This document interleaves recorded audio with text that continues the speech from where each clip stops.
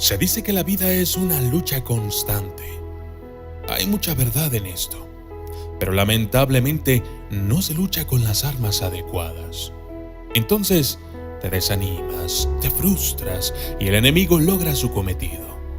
Sin embargo, el problema es que casi siempre hemos peleado de manera incompleta o totalmente desnudos contra el mal. Si quieres ganar toda batalla contra tus demonios, curar enfermedades y triunfar en la vida, debemos de luchar de la manera más adecuada. Y es que no se va a la guerra sin fusil. De la misma manera, no se ganan batallas espirituales sin las armas correctas. Por eso hoy, en De Dios, te traigo este fascinante tema: la armadura de Dios.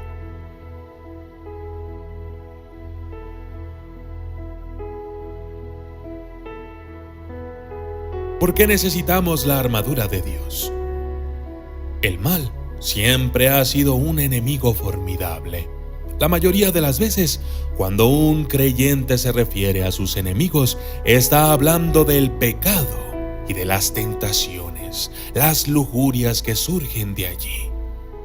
Son enemigos porque nos tientan a actuar en contra de la palabra de Dios, en contra de la humanidad, y un sinnúmero de personas han sucumbido a sus ataques y mentiras astutas.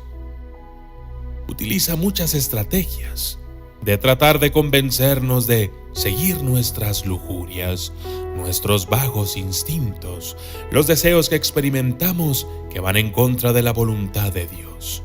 En otras palabras, un deseo de cualquier cosa pecaminosa.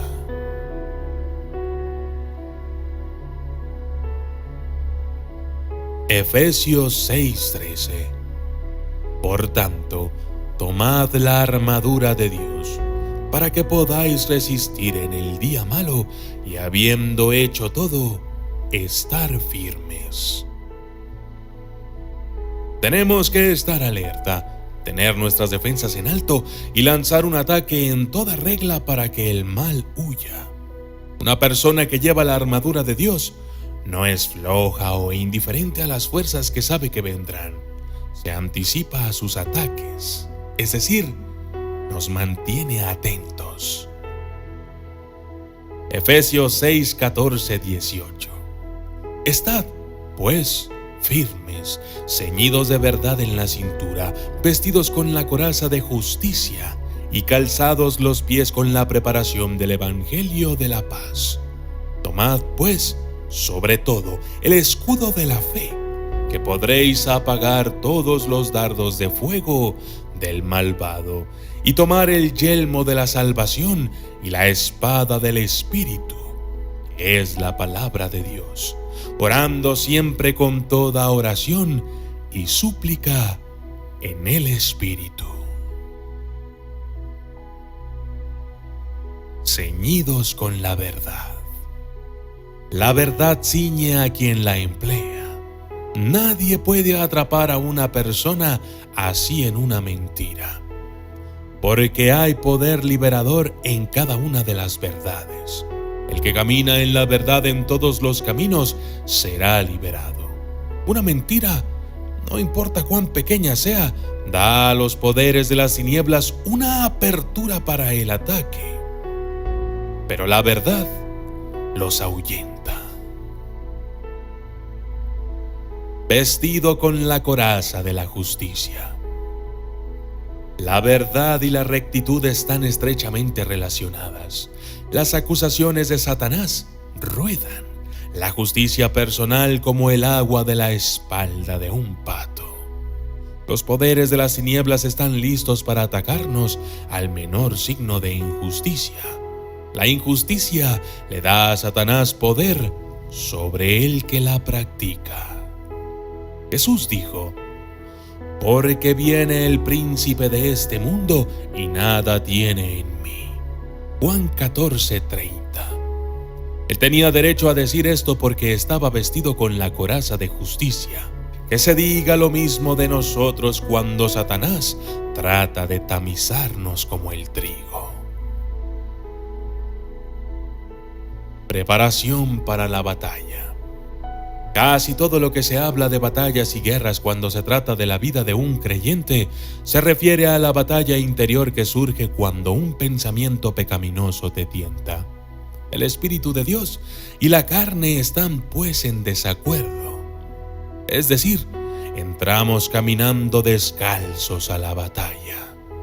Y no llegamos muy lejos caminando descalzos sobre el vidrio y piedras afiladas, y mucho menos tratando de pelear una batalla en un terreno como ese. Por eso nuestros pies deben estar calzados o protegidos.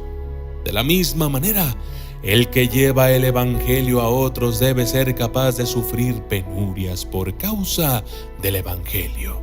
No debe volverse susceptible y sensible a la oposición que encuentra, como si estuviera descalzo sobre el cristal y piedras afiladas. Debe tener sus pies espirituales bien protegidos. El Evangelio de paz tiene la habilidad inherente de prepararnos para la batalla, pero a pesar de que está fácilmente disponible, nosotros mismos tenemos que empezar a utilizarlo. Como en todas las cosas. El escudo de la fe. La fe siempre va en contra de nuestros deseos. En cada tentación, Satanás envía sus dardos encendidos a nuestra mente, la cual tiene el poder de decidir si obedeceremos a Dios o si cederemos a los deseos de la carne. El pecado es todo lo que va en contra de la voluntad de Dios y de sus leyes. Cometer pecado es transgredir y desobedecer a estas leyes. El deseo de pecar mora en la naturaleza humana. En otras palabras, está contaminado y motivado por el pecaminoso. Cuando Abraham fue al monte Moría a sacrificar a su hijo Isaac, los dardos encendidos de Satanás bien podrían haber llegado a él en forma de palabras, como ¿qué crees que dirá Sara? Su corazón probablemente se romperá, y ese será el triste final de una larga y feliz vida matrimonial juntos. Serás un asesino. Sí, un asesino 2 veces. Debes haber entendido mal. Un Dios amoroso no podría haber dado tal mandamiento. Así sería como Satanás predicaría cuando un alma se propone hacer una obra de fe. En la posición en que estaba Abraham, cada palabra le habría golpeado como un dardo en llamas. Sin embargo, Abraham no había oído nada malo. Actuó con audacia y valor porque Dios lo había dicho y todos sabemos lo que pasó. Los dardos de Satanás simplemente chocaron con el escudo de la fe. El casco de la salvación y la espada del Espíritu. Un alma jubilosa no se desanima. Es el que está abatido el que está en riesgo. El desánimo es incredulidad, pero la incredulidad es fe en el poder de Satanás. Una vez que empiezas a creer en la incredulidad, todo sale mal. Así es que, con fe y confianza, tira del yelmo de la salvación firmemente hacia abajo sobre tu cabeza, ponte el casco y agarra la espada del Espíritu. La fuerza de David no era especialmente grande, pero por fe puso una piedra en su honda y la lanzó hacia Goliat. Un predicador dijo una vez que si la frente de Goliat hubiera tenido 10 metros de grosor, la piedra habría penetrado. Y nosotros debemos creerlo. Cuando se usa en su agudeza y cuando es administrada por un entendimiento iluminado en la plena seguridad de la fe, la espada del Espíritu puede hacer huir ejércitos enteros de espíritus malignos. Pero nadie puede usar la espada del Espíritu victoriosamente sin haberse puesto el resto de la armadura de Dios. Orar siempre en el Espíritu. La adoración en el Espíritu nos dará mucho más de lo que jamás podríamos pedir o pensar. Quien no está acostumbrado a orar debe, desde el principio, simplemente disciplinarse a sí mismo para hacerlo. Más tarde, el Espíritu mismo obrará en él para orar. El Espíritu obra en nosotros para orar interiormente, es decir, sin palabras.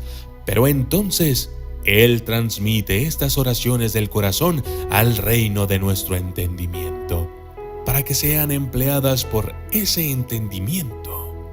Esta oración incesante aumenta nuestro contenido de vida y multiplica nuestros tesoros en el cielo.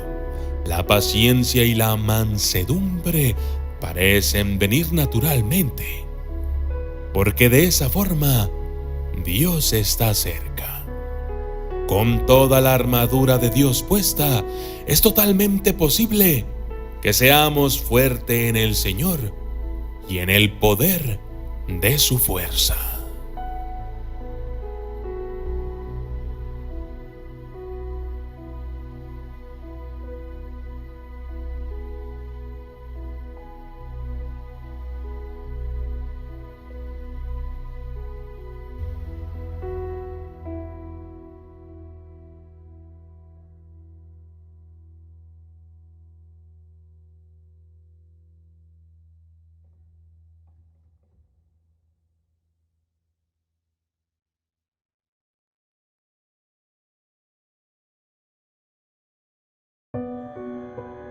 El niño y el perro. El dueño de una tienda colocó en el exterior un anuncio en la puerta que decía: cachorritos en venta. Esa clase de anuncios siempre atraen a los niños.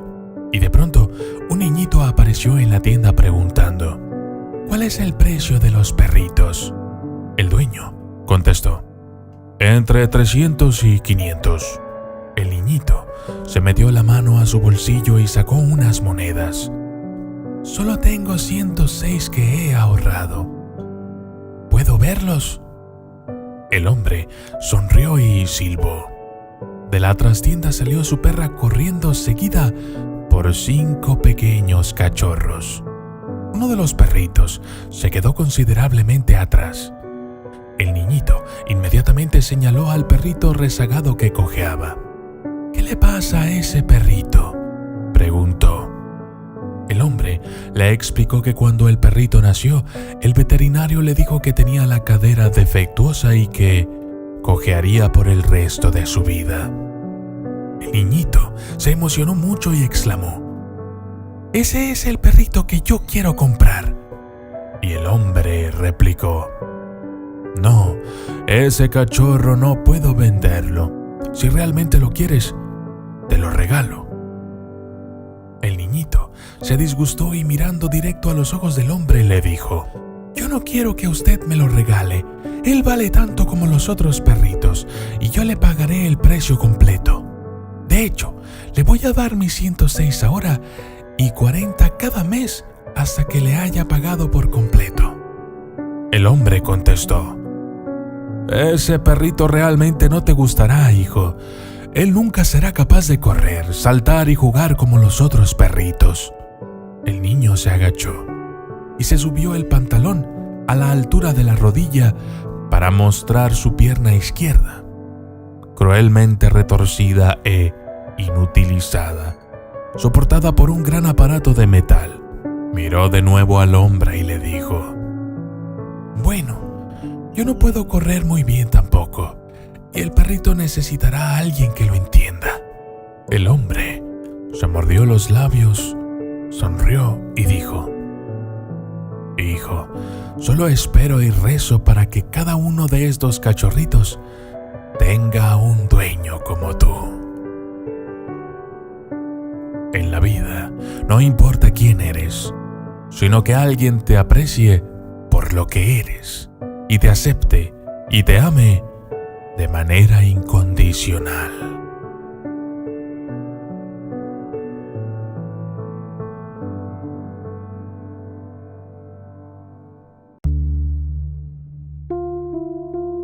Hace muchos años, se encontró en una mina africana el diamante más grande del mundo.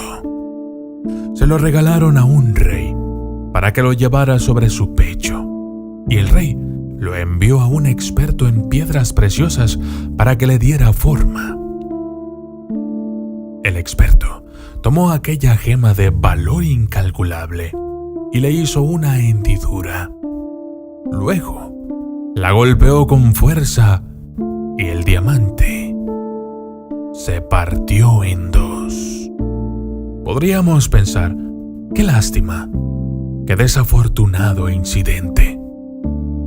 Pero no fue así. Aquel golpe en realidad había sido muy bien planeado. Durante semanas el experto estudió la calidad, los defectos y las líneas por donde la piedra debía romperse.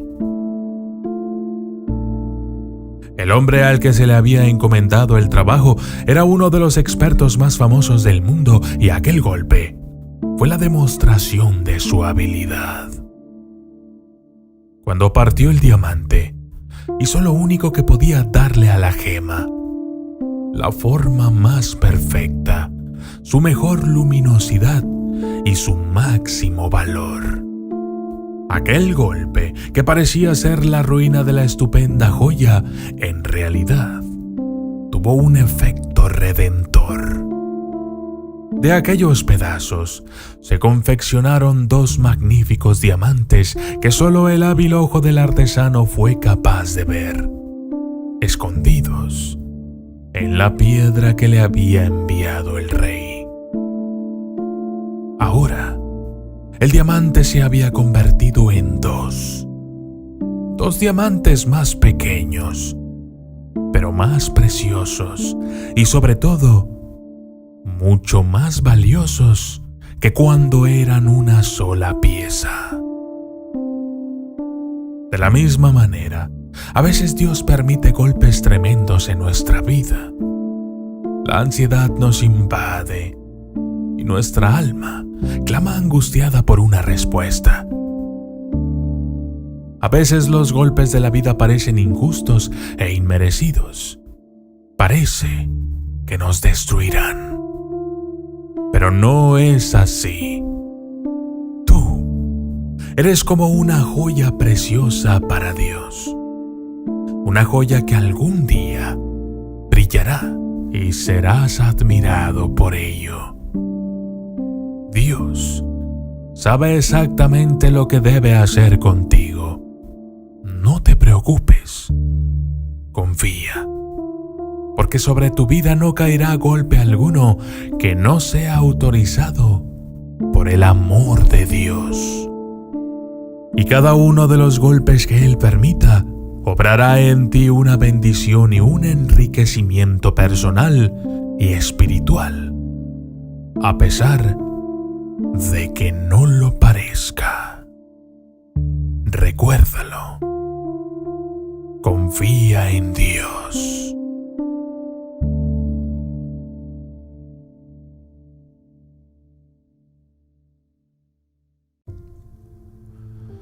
Un maestro de sabiduría paseaba por un bosque con su fiel discípulo, cuando vio a lo lejos un sitio de apariencia pobre y decidió hacer una breve visita al lugar. Durante la caminata le comentó al aprendiz sobre la importancia de realizar visitas, conocer personas y las oportunidades de aprendizaje que obtenemos de estas experiencias. Llegando al lugar, constató la pobreza del sitio. Los habitantes, una pareja y 3 hijos. La casa de madera, vestidos con ropas sucias y rasgadas, sin calzado. Entonces el maestro se aproximó al Señor, aparentemente el padre de familia, y le preguntó: «En este lugar no existen posibilidades de trabajo ni puntos de comercio tampoco. ¿Cómo hacen usted y su familia para sobrevivir aquí?». El Señor calmadamente respondió: «Amigo mío, nosotros tenemos una vaquita que nos da varios litros de leche por día. Una Una parte del producto la vendemos o lo cambiamos por otros géneros alimenticios en el pueblo vecino. Y con la otra parte producimos queso, cuajada, etc., para nuestro consumo. Y así es como vamos viviendo. El sabio agradeció la información, contempló el lugar por un momento y luego se despidió y se fue. A medio camino, volteó hacia su fiel discípulo y le ordenó: busca a la vaca, llévala al precipicio de allí enfrente y empújala por el barranco. El joven discípulo, espantado, vio al maestro y le cuestionó sobre el hecho de que la vaquita era el medio de subsistencia de aquella familia. Mas como percibió el silencio absoluto de su maestro, fue a cumplir la orden. Así es que empujó a la vaquita por el precipicio y la vio morir. Aquella escena quedó grabada en su memoria durante muchos años. Un bello día, el joven, agobiado por la culpa, resolvió abandonar todo lo que había aprendido y regresar a aquel lugar y contarle todo a la familia, pedir perdón y, si podía, ayudarlos. Así lo hizo, y a medida que se aproximaba al lugar veía todo muy bonito, con árboles floridos, todo habitado, con carro en el garage de tremenda casa y algunos niños jugando en el jardín. El joven se sintió triste y desesperado, imaginando que aquella humilde familia tuviese que vender el terreno para sobrevivir. Aceleró el paso y, llegando al lugar, fue recibido por un señor muy simpático. El joven preguntó por la familia que vivía ahí hacía unos cuantos años.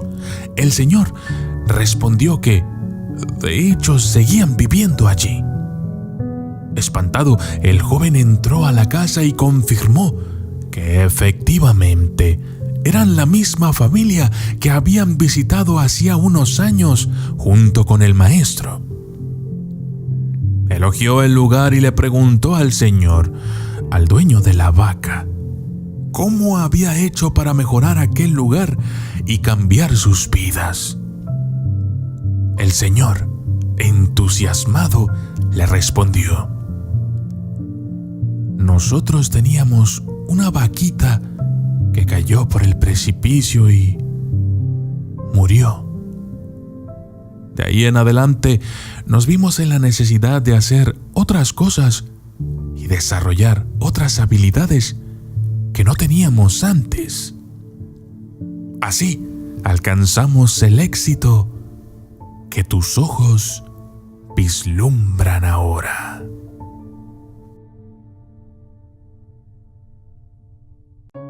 Las canicas rojas. Durante los años de la depresión, en un pueblo pequeño de Idaho, en Estados Unidos, solía parar en el almacén del señor Miller para comprar productos frescos de granja. En aquellos tiempos la comida y el dinero escaseaban, y el trueque era frecuente. Un día, vi un niño pequeño, con la ropa gastada y sucia, que miraba atentamente un cajón de manzanas rojas. Mientras yo mismo admiraba las hermosas manzanas, no pude evitar escuchar la conversación entre el pequeño y el señor Miller. «Hola, Barry. ¿Cómo estás? ¿Quieres algo?» «Hola, señor Miller. Estoy bien, gracias. Solo admiraba las manzanas. Se ven muy bien». «Sí, son muy buenas. ¿Cómo está tu mamá?» «Bien. ¿Hay algo en lo que te pueda ayudar?» «No, señor. Solo estaba admirando las manzanas». «¿Te gustaría llevarte algunas a casa?» «Claro que sí». «Bueno, ¿qué tienes para cambiar por ellas?» «Lo único que tengo es esto, mi canica más valiosa». «¿De veras? ¿Me la dejas ver?» El niño le mostró su tesoro, pero el señor Miller no se quedó muy contento. «El único problema es que es azul y a mí me gustan las rojas. ¿Tienes alguna como esta pero roja en casa?» dijo. No exactamente, pero tengo algo parecido. Hagamos una cosa.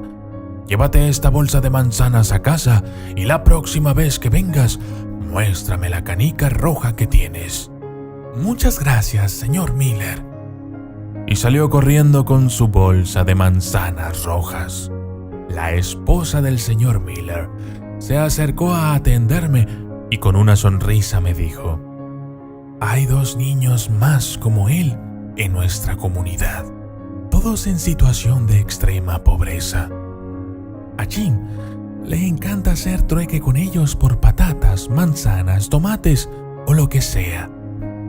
Cuando vuelven con las canicas rojas, él decide que en realidad no le gustó tanto la roja y los manda a casa con otra bolsa de comida y con la promesa de traer una canica color naranja, verde o azul la próxima vez.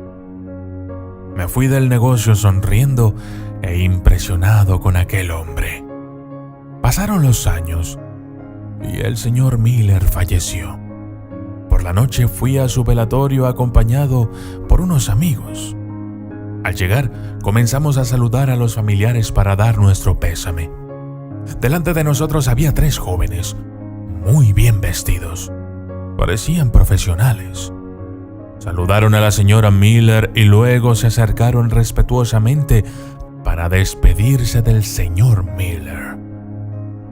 Cuando llegó nuestro turno, la señora Miller, con los ojos brillando, me tomó de la mano, me condujo al ataúd y me dijo: esos jóvenes que se acaban de ir son los chicos de los que hablamos aquella vez. Me dijeron que vinieron a pagar su deuda.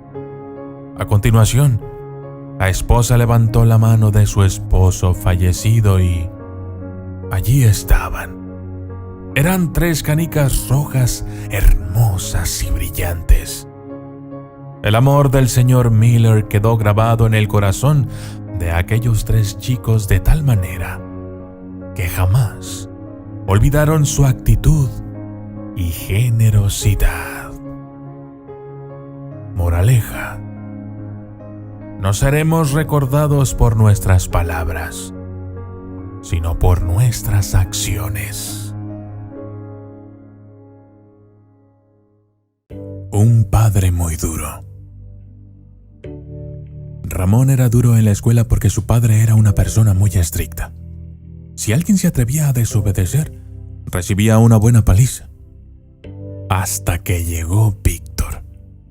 Nadie diría que Víctor y su padre parecían duros. Eran delgados y no tenían músculos.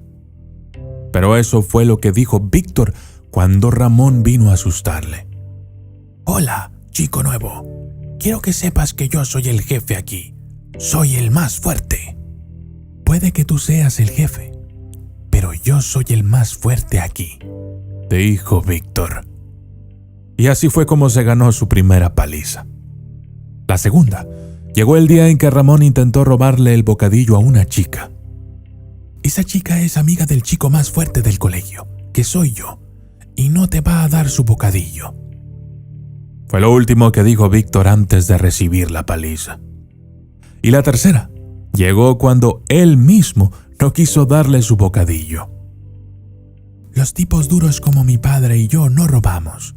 ¿Y tú quieres ser duro?, fue su respuesta. Víctor siguió recibiendo golpes, pero nunca volvió la cara. Su valor para defender a los débiles empezó a impresionar al resto de sus compañeros y pronto se convirtió en un niño admirado. Cada vez hacía más amigos, por lo que Ramón era cada vez menos propenso a golpear a Víctor o a otros niños, y cada vez menos niños tenían miedo de Ramón. Aparecieron nuevos niños y niñas valientes que copiaban la actitud de Víctor, y el patio de recreo se convirtió en un lugar mejor. Un día, al salir, el gigantesco padre de Ramón estaba afuera de la escuela, y cuando vio a su hijo salir le preguntó quién era Víctor. «¿Y este niño flaco es el tipo duro que se va a encargar de que dejes de ser el jefe en el patio? No vale un carajo. Yo te voy a enseñar lo que es un tipo duro». Aquella no era la primera vez que Ramón recibía una paliza por parte de su padre. Pero lo que no sabían era que el padre de Víctor también estaba allí y acababa de presenciar todo el acto. Los tipos duros como nosotros no pegan a los niños, ¿verdad?, dijo el padre de Víctor, interrumpiendo la conversación. El padre de Ramón pensó en golpear al padre de Víctor, pero se dio cuenta de que el hombre delgado estaba muy seguro de lo que decía y de que varias familias acudían en su defensa. Además, tenía razón. Pegar a los niños no es para los débiles de corazón. En ese momento el padre de Ramón comprendió por qué Víctor decía que su padre era muy duro. Estaba dispuesto a soportar con valentía todo lo que le doliera, porque defendía lo que era justo. Ese día, pasaron toda la tarde hablando y saludándose como amigos, habiendo aprendido que los tipos duros lo son por dentro, porque de ahí les viene la fuerza para levantarse y luchar contra la injusticia. Así, gracias a un chico que no parecía demasiado duro, Ramón y su padre y muchos otros llenaron el colegio de chicos duros, pero muy duros, los que son capaces de aguantar cualquier cosa por defender lo que es justo. Soy de Dios.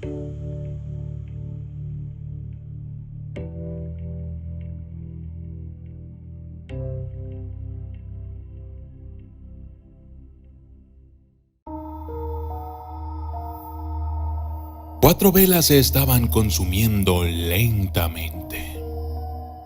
El ambiente estaba tan silencioso que se podía escuchar el diálogo entre ellas. La primera dijo: yo soy la paz. A pesar de mi luz, las personas no consiguen mantenerme encendida. Y disminuyendo su llama, se apagó totalmente. La segunda dijo: yo me llamo Fe. Infelizmente soy superflua para las personas, porque ellas no quieren saber de Dios. Por eso no tiene sentido continuar quemándome. Al terminar sus palabras, un viento se abatió sobre ella y ésta se apagó. En voz baja y triste, la tercera vela se manifestó. Yo soy el amor. No tengo más fuerzas que quemar. Las personas me dejan de lado porque solo consiguen manifestarme para ellas mismas. Se olvidan hasta de aquellos que están a su alrededor. Y también se apagó. De repente, entró una niña y vio las tres velas apagadas. ¿Qué es esto? Ustedes deben de estar encendidas y consumirse hasta el final. Entonces, la cuarta vela habló. No tengas miedo, niña. En cuanto yo esté encendida, podemos volver a encender las otras velas. Entonces, la niña tomó la vela de la esperanza y encendió nuevamente todas las que se habían apagado.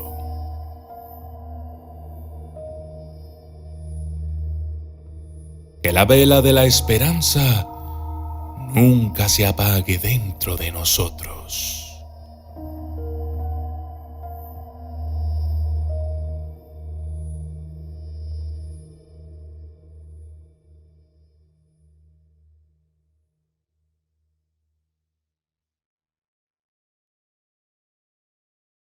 El cuaderno rojo.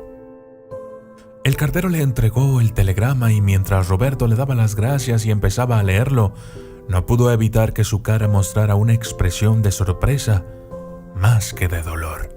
Eran unas palabras breves y precisas. Tu padre falleció. Lo sepultaremos mañana a las 18 horas. Roberto se quedó como estaba, de pie y mirando al vacío. No sintió dolor, ni derramó ninguna lágrima. Era solo como si se hubiese muerto un extraño, porque no sentía nada por la muerte de su padre. Con un torbellino de pensamientos confusos en su mente, avisó a su esposa y emprendió el viaje hacia la casa de sus padres. Mientras viajaba en silencio, sus pensamientos pasaban por su mente a toda velocidad. No tenía deseos de ir al funeral, solo lo hacía para acompañar a su madre y tratar de aliviar su tristeza. Ella sabía que padre e hijo no se llevaban bien. Desde aquel día de lluvia en que una serie de acusaciones mutuas obligó a Roberto a irse para no volver nunca más. Pasaron los años y Roberto vivía cómodamente. Se había casado y formado una familia, pero solo se acordaba de su madre para su cumpleaños o en alguna festividad. A su padre, sin embargo, lo había borrado de su mente. Desde aquel fatídico día jamás lo vio ni habló con él. Jamás pudo superar el odio que sentía. En el velatorio se encontró con pocas personas. En un rincón del salón vio a su madre pálida, débil. Se notaba que había sufrido mucho, tal vez porque siempre deseó que las cosas terminaran de otra manera. Cuando vio a su hijo, lo abrazó mientras lloraba silenciosamente. Fue como si de pronto hubiera perdido toda esperanza. Después, Roberto vio el cuerpo sereno de su padre. Estaba envuelto por un manto de rosas rojas, como las que al padre le gustaba cultivar. Pero de los ojos de Roberto no cayó una sola lágrima. Su corazón herido no se lo permitía. Se quedó con su madre hasta la noche. La besó y le prometió que regresaría con sus hijos y su esposa para que los conociera. Ahora, por fin podría volver a su casa, porque aquella persona que tanto había odiado ya no estaba en este mundo. Era el fin de la humillación, de las críticas, de los consejos ácidos de un saberlo todo. Por fin podría reinar esa paz que siempre quiso experimentar. En el momento de la despedida, la madre le colocó algo pequeño y rectangular en la mano. «Hace mucho tiempo podrías haberlo recibido», le dijo, «pero solo después de que él murió lo encontré entre sus cosas más importantes». Roberto no le dio mucha importancia y emprendió el viaje de regreso. Unos minutos después de haber comenzado el viaje, se acordó y quiso averiguar de qué se trataba lo que le había entregado su madre. Después de desenvolverlo con cuidado, vio un pequeño cuaderno de tapa roja. Era un libro viejo, y sus páginas habían quedado amarillentas por el paso de los años. Al abrirlo, pudo leer en su primera página algo que había escrito su padre. «Hoy nació Roberto. Pesó casi 4 kilos. Es mi primer hijo. Estoy muy feliz y mi corazón salta de alegría».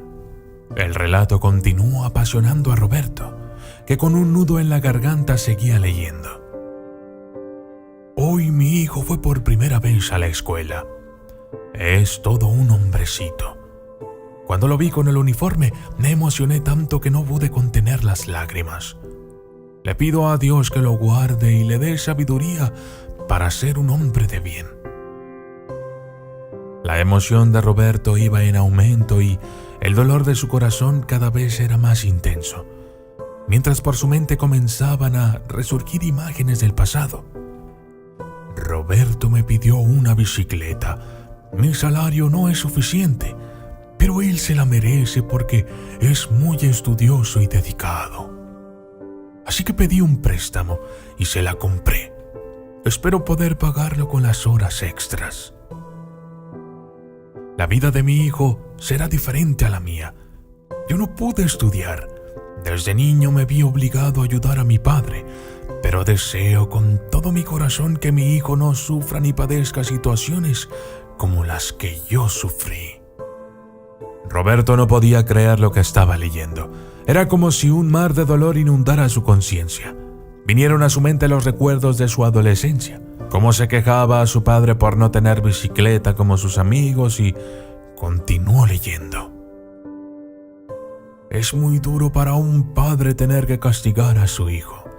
Sé que me odiará por esto, pero es la forma en que creo que debo educarlo para su propio bien. Fue así como aprendí a ser un hombre honrado, y esa es la única forma en que soy capaz de educarlo. Roberto cerró los ojos y recordó la noche cuando, por causa de una fiesta en su juventud, hubiera podido ir a la cárcel. De hecho, todos sus amigos pasaron la noche allí. Solo lo evitó el que su padre, precisamente esa noche, no le permitió ir al baile con sus amigos. También recordó otra ocasión en la que no le concedió el permiso para salir. Esa vez el auto en el que debía haber estado chocó y quedó totalmente destrozado contra un árbol. Le parecía casi oír las sirenas y el llanto de toda la ciudad mientras sus 4 amigos eran llevados al cementerio. Las páginas se sucedían con todo tipo de anotaciones, llenas de respuestas que revelaban en silencio la tristeza de un padre que lo había amado tanto. Por fin, llegó a la última página y leyó: Son las 3 de la mañana. Dios, ¿qué hice mal para que mi hijo me odie tanto? ¿Por qué soy considerado culpable si no hice nada de malo? Solo intenté educarlo para que fuera un hombre de bien. Mi Dios, no permitas que esa injusticia me atormente para siempre. Te pido perdón si no he sido el padre que él merecía tener y deseo de todo corazón que me comprenda y me perdone. Esas fueron las últimas palabras de un hombre que, aunque nadie le había enseñado, a su manera, intentó ser el mejor padre. El mundo quizás podía verle como demasiado duro o intransigente, pero en lo más íntimo de su ser había un hombre tierno y lleno de amor de Dios, que nunca supo cómo expresarlo ni a su propia familia. La aurora rompía el cielo y un nuevo día comenzaba. Roberto cerró el cuaderno, se bajó en la primera estación y regresó de nuevo hacia donde habían vivido sus padres. Regresó, quizás deseoso de que todo hubiese sido un mal sueño, de poder encontrar a su padre con vida y pedirle perdón por todo el mal que le había hecho. Pero no, gritó frente a su tumba. Hubiera querido poder abrazarlo, pero solo encontró un profundo silencio. Destrozado, fue a ver a su madre. Antes de entrar en la casa vio una rosa roja en el jardín. Acarició sus pétalos y recordó cómo su padre las cuidaba con tanto amor.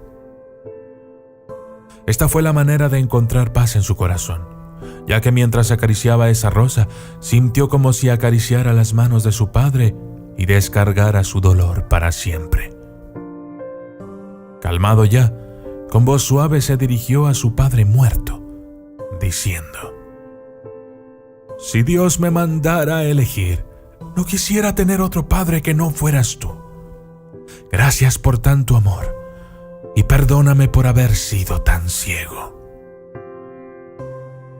Esta lección le hizo reflexionar, ya que él también era padre, y se dio cuenta de que no estaba dando lo mejor de sí, ya que las preocupaciones, los problemas y el estrés habían creado un silencio entre él y sus hijos. A partir de entonces, decidió que su vida cambiaría radicalmente y que se compraría un cuaderno de tapa roja para poder anotar cada una de las historias que a partir de ese momento sucedieran en su familia. De Dios.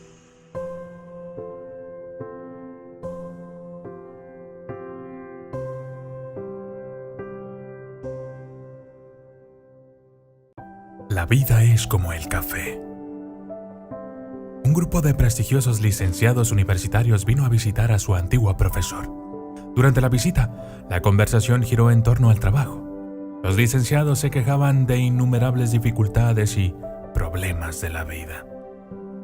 Después de ofrecer café a sus invitados, el profesor fue a la cocina y volvió con una cafetera y una bandeja llena de muchas tazas diferentes. De porcelana, de cristal, de plástico, etc. Algunas tazas eran sencillas, otras eran caras.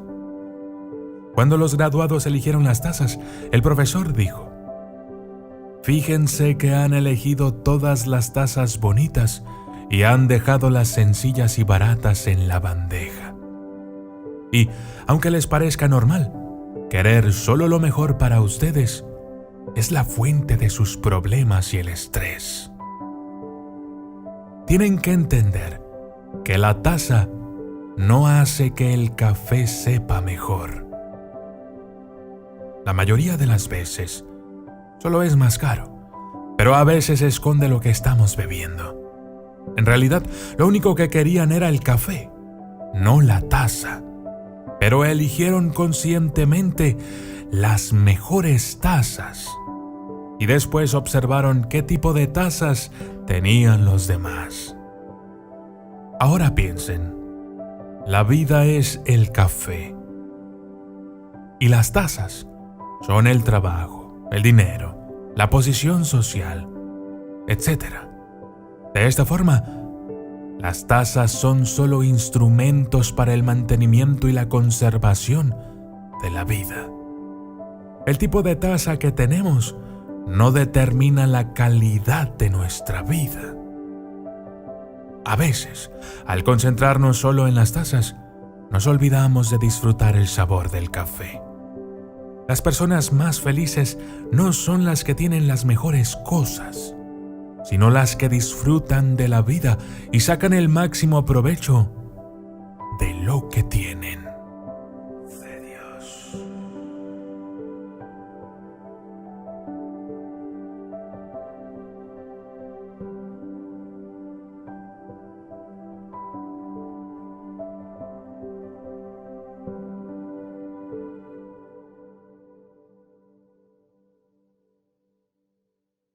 Una joya valiosa y única. Un alumno llegó a su profesor con un problema. Estoy aquí, profesor, porque me siento tan poca cosa que no tengo fuerzas para hacer nada. Dicen que no sirvo, que no hago nada bien, que soy un tonto y muy idiota. Profesor, ¿cómo puedo mejorar? ¿Qué puedo hacer para que me valoren más? El profesor, sin mirarlo, le dijo: lo siento mucho, joven, pero ahora no puedo ayudarte. Primero debo resolver mi propio problema, tal vez después. Y haciendo una pausa, dijo: si tú me ayudas y puedo resolver mi problema rápidamente, quizá pueda ayudarte a resolver el tuyo. Claro, profesor, murmuró el joven, pero se sintió otra vez desvalorizado. El profesor se sacó un anillo que llevaba en el dedo. Se lo dio y le dijo: coge el caballo y vete al mercado. Debes vender este anillo porque tengo que pagar una deuda. Es preciso que obtengas lo máximo posible, pero no aceptes menos de una moneda de oro. Vete y vuelve con la moneda lo más rápido posible. El joven cogió el anillo y partió. Cuando llegó al mercado, empezó a ofrecer el anillo a los mercaderes. Ellos miraban con cierto interés, pero cuando el joven decía que quería una moneda de oro por el anillo, algunos se reían, otros simplemente se apartaban sin mirarlo. Solamente un viejo fue lo suficiente amable para explicarle que una moneda de oro era mucho por el anillo. Intentando ayudar al joven, llegaron a ofrecerle una moneda de plata y una jícara de cobre, pero el joven debía seguir las instrucciones de no aceptar menos de una moneda de oro y rechazaba las ofertas. Después de ofrecer la joya a todos los que pasaban por el mercado y abatido por el fracaso, montó en el caballo y regresó. El joven deseaba tener una moneda de oro para comprar él mismo el anillo, librando de la preocupación a su profesor, pudiendo así recibir su ayuda y consejos. Llegó con el profesor y le dijo: lo siento mucho, pero me fue imposible conseguir lo que me pidió. Tal vez pudiese conseguir alguna moneda de plata, pero no creo que alguien quiera comprar el anillo por una moneda de oro. Importante lo que dices, joven, contestó sonriente el profesor. Primero debemos saber el valor del anillo. Vuelve a coger el caballo y vas a ver al joyero. ¿Quién mejor para saber su valor exacto? Pero no importa cuánto te ofrezca, no lo vendas. Vuelve aquí con mi anillo. El joven fue a ver al joyero y le dio el anillo para que lo examinara. El joyero lo examinó con una lupa, lo pesó y le dijo: dile a tu profesor que si quiere vender ahora, no puedo darle más de 58 monedas de oro. ¿58 monedas de oro?, exclamó el joven. Sí, contestó el joyero. Y creo que con el tiempo podría ofrecer cerca de 70 monedas. Pero si la venta es urgente, eso es lo que le ofrezco. El joven corrió de vuelta con el profesor para contarle lo ocurrido.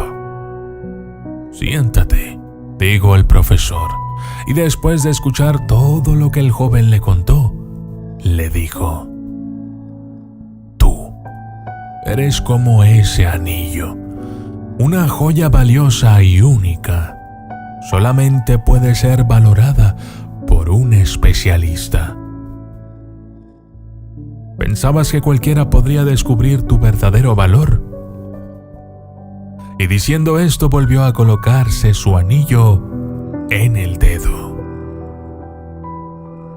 Todos somos como ese anillo, valiosos y únicos, y andamos por todos los mercados de la vida pretendiendo que personas inexpertas que no nos conocen nos valoren.